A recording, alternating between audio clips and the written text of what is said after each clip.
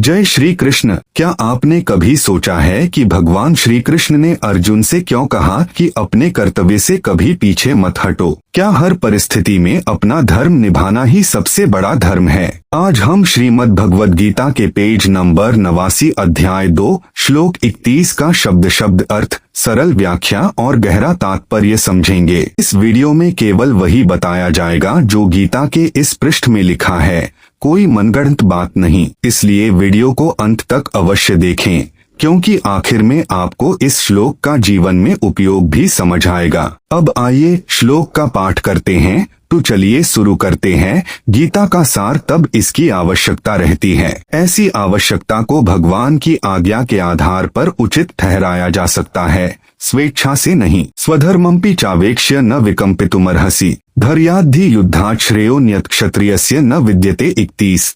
स्वधर्मम अपने धर्म को अपि भी च निस्संदेह अवेक्ष्य विचार करके न भी नहीं, विकम्पितुम संकोच करने के लिए, अर्हसि तुम योग्य हो, धर्म्यात् धर्म के लिए ही, निस्संदेह युद्धात् युद्ध करने की अपेक्षा, श्रेय श्रेष्ठ साधन, अन्यत कोई दूसरा, क्षत्रियस्य क्षत्रिय का न नहीं, विद्यते है। क्षत्रिय होने के नाते अपने विशिष्ट धर्म का विचार करते हुए तुम्हें जानना चाहिए कि धर्म के लिए युद्ध करने से बढ़कर तुम्हारे लिए अन्य कोई कार्य नहीं है, अतः तुम्हें संकोच करने की कोई आवश्यकता नहीं है। तात्पर्य, सामाजिक व्यवस्था के 4 वर्णों में द्वितीय वर्ण उत्तम शासन के लिए है और क्षत्रिय कहलाता है। क्षत का अर्थ है चोट खाया हुआ। जो क्षति से रक्षा करे वह क्षत्रिय कहलाता है। त्रायते रक्षा प्रदान करना। क्षत्रियों को वन में जाकर शेर को ललकारता और उससे आमने सामने अपनी तलवार से लड़ता था। शेर की मृत्यु होने पर उसकी राजसी ढंग से अंत्येष्टि की जाती थी। आज भी जयपुर रियासत के क्षत्रिय राजा इस प्रथा का पालन करते हैं।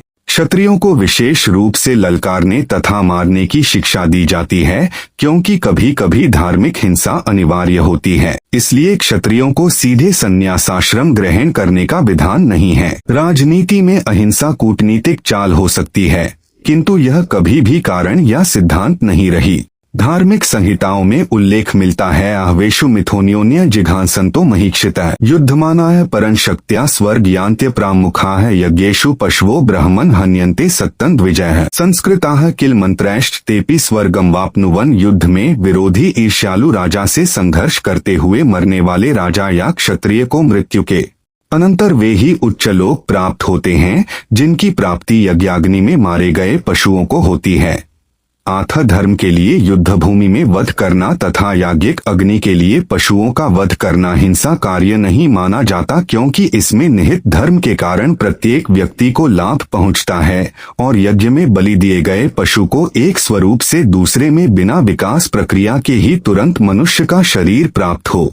भूमिका पेज नंबर 90। ब्राह्मण अथवा बुद्धिमान वर्ग एक प्रकार कार्यरत है या प्रशासक वर्ग दूसरी तरह से कार्य करता है। इसी प्रकार चणिक वर्ग तथा ब्रह्मिक वर्ग भी अपने अपने कर्तव्यों का पालन करते हैं। मानव समाज में चाहे कोई श्रमिक हो, यणिक हो, प्रशासक हो या कि किसान हो, या फिर चाहे वह सर्वोच्च वर्ग का तथा साहित्यिक हो, वैज्ञानिक हो या धर्मशास्त्रज्ञ हो, उसे अपने जीवन यापन के लिए कार्य करना होता है। अतएव भगवान अर्जुन से कहते हैं कि उसे अपनी वृत्ति का त्याग नहीं करना है, अपितु वृत्ति में लगे रहकर कृष्ण का स्मरण करना चाहिए। मामनुस्मर। यदि वह जीवन संघर्ष करते हुए कृष्ण का स्मरण करने का अभ्यास नहीं करता तो वह मृत्यु के समय कृष्ण को स्मरण नहीं कर सकेगा। भगवान चैतन्य भी यही परामर्श देते हैं। उनका कथन है, कीर्तनीय सदा हरियः। मनुष्य को चाहिए कि भगवान के नामों का सदैव उच्चारण करने का अभ्यास करे। भगवान का नाम तथा भगवान अभिन्न है, इसलिए अर्जुन को भगवान की शिक्षा की मेरा स्मरण करो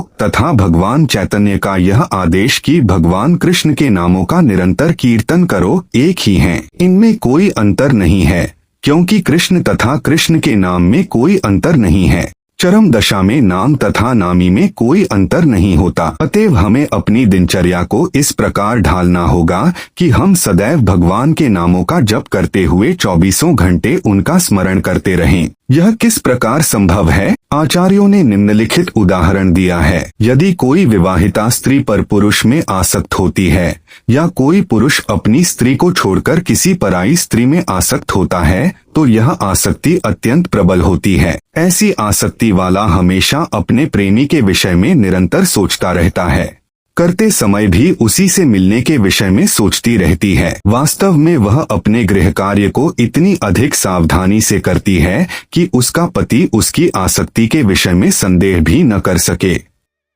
इसी प्रकार हमें परम प्रेमी श्री कृष्ण को सदैव स्मरण करना चाहिए और साथ ही अपने भौतिक या सांसारिक कर्तव्यों को सुचारू रूप से करते रहना चाहिए। के लिए प्रेम की प्रगाढ़ भावना चाहिए। यदि हम में परमेश्वर के लिए प्रगाढ़ प्रेम हो तो हम अपना कर्म करते हुए उनका स्मरण भी कर सकते हैं, लेकिन हमें उस प्रेम भाव को उत्पन्न करना होगा। उदाहरणार्थ, अर्जुन सदैव कृष्ण का चिंतन करता था। वह कृष्ण का नित्य संगी था और साथ ही योद्धा भी।